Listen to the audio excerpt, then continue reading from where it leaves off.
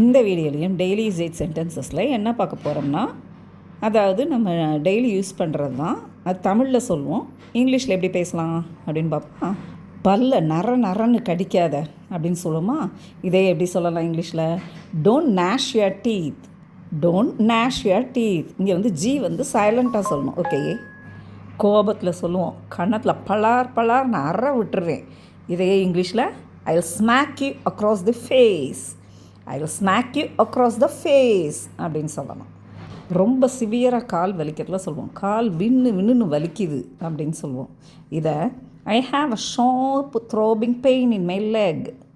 I have a sharp throbbing pain in my leg அப்படின்னு சொல்லலாம். ரொம்ப சந்தோஷத்தில் சிரிக்கிறவங்கள சொல்லுவோம், அவள் கலகலன்னு சிரிக்கிறாப்பா அப்படின்னு சொல்லுவோமா. அதை எப்படி சொல்லலாம்னா, she laughed with a bright ringing laugh. She laughed with a bright ringing laugh.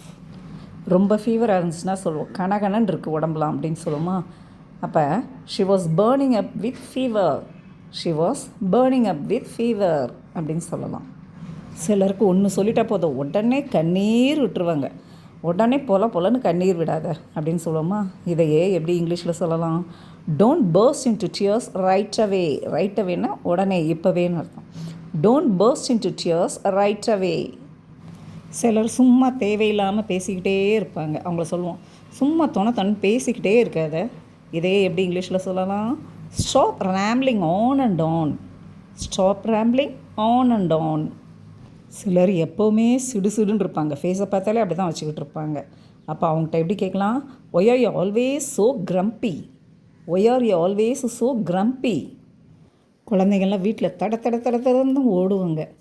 அதை இங்கிலீஷில் எப்படி சொல்லலாம்னா, the child ran with rapid pattering footsteps. The child ran with rapid pattering food steps.